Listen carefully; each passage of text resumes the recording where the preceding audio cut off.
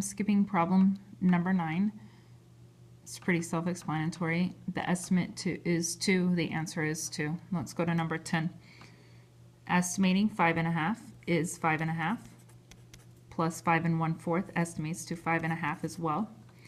5 plus 5 is 10. Add the halves, it equals 11.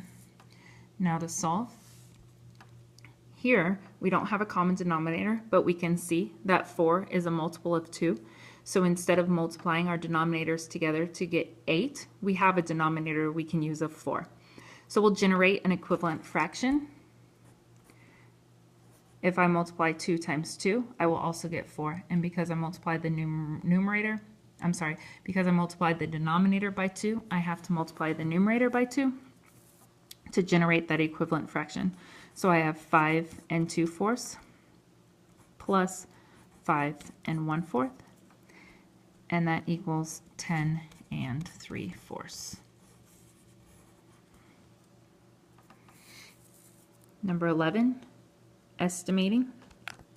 Again, if they're having trouble with estimating, then ask them to write their benchmark fractions. We have 1 0/11, 1 5.5/11.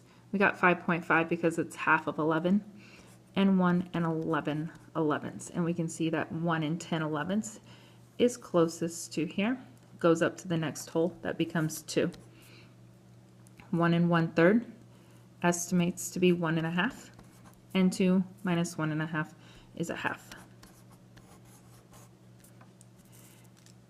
When we're solving this, we need a common denominator. 11 is not a multiple of 3, so we will multiply our denominators together to get a common denominator of 33, and cross multiply. 11 times 1 is 11, 3 times 10 is 30.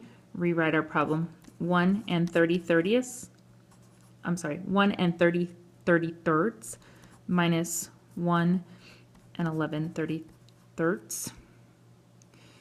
That sounds funny. 1 minus 1. Oh, first we need to check to make sure we don't have to borrow. The numerator is bigger than this numerator, so we're good.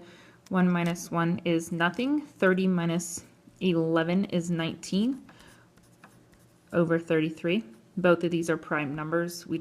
Oh, actually that's not a prime number, but 19 is a prime number, and we cannot reduce because the denominator is not a multiple of 19. So this is our final answer,